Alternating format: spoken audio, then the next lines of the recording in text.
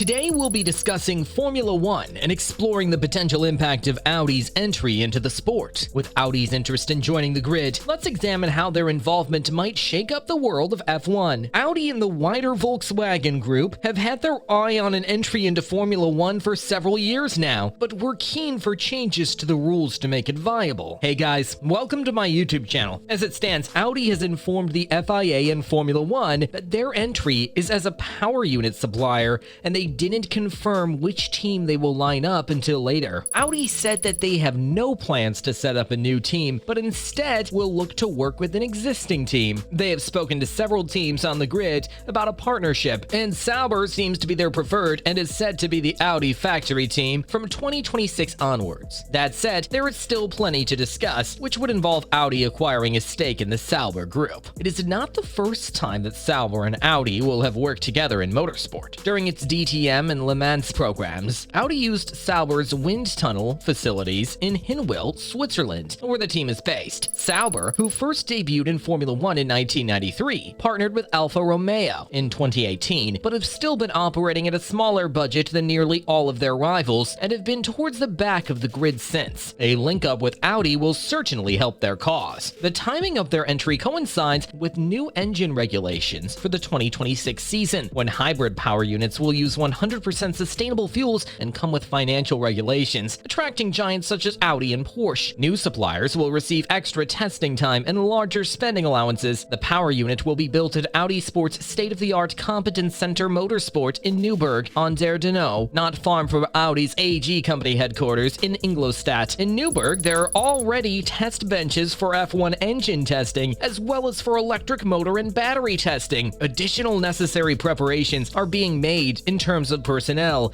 buildings, and technical infrastructure, with everything essential to be in place by the end of the year. A separate company was recently founded for the power unit project as a wholly owned subsidiary of Audi Sport. From 2026, there will be an increase in power from the electrical side of the powertrain in F1, because Audi says it is possible their electric motor will produce as much power as the 1.6-liter turbocharged engines. The engines themselves will also be required to run on sustainable fuel, a prerequisite for its entry. Adam Baker has also taken over the management of the company and thus the Formula One project as CEO. He has held various senior positions for manufacturers and teams in motorsport. Before joining Audi in 2021, he worked for the FIA for 3 years. Wondering how competitive they will be? Honda showed how tough it is to enter Formula One as an engine supplier and be competitive from the off, with their first victory not coming until Season 5. But they won their first world championship with Max Verstappen in 2021, and they also left the sport at the end of 2021. Red Bull powertrains are still utilizing their technology,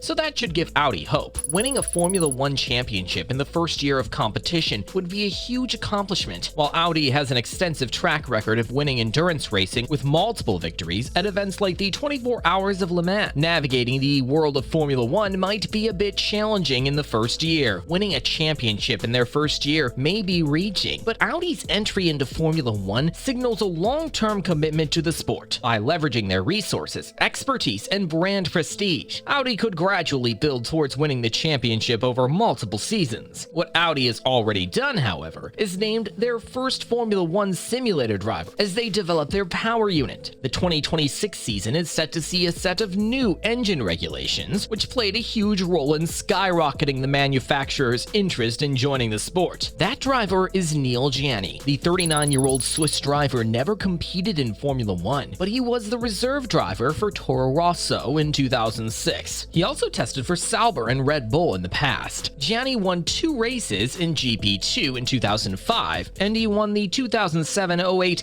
A1 Grand Prix Championship with a season which saw him notch 4 of his 10 career victories. He also competed in Champ Car in 2007 and secured 3 podium finishes. His more recent success is a win in the 2016 24 Hours of Le Mans, which was one of 2 victories proceeding to win the FIA World Endurance Championship that year, an IMSA Sports Car Championship win 2022 at Sebring International Raceway, and a win to open up the 2023 European Le Mans Series season at April at Circuit de Barcelona, Catalunya. Gianni has been brought in purely for developmental purposes, meaning that Audi will still need to find 2 drivers for their official Formula One debut in 2026. 2026. They reportedly have their eye on several potential candidates. But again, it is far too early to know who might truly have a chance to land one of the two seats. You're probably wondering why Audi joined Formula One. Firstly, no one joins Formula One to lose money, and the company has publicly stated its high popularity in key markets and young target groups leading the charge. In 2021, more than 1.5 billion TV viewers watched the races, and with countries such as China and the United States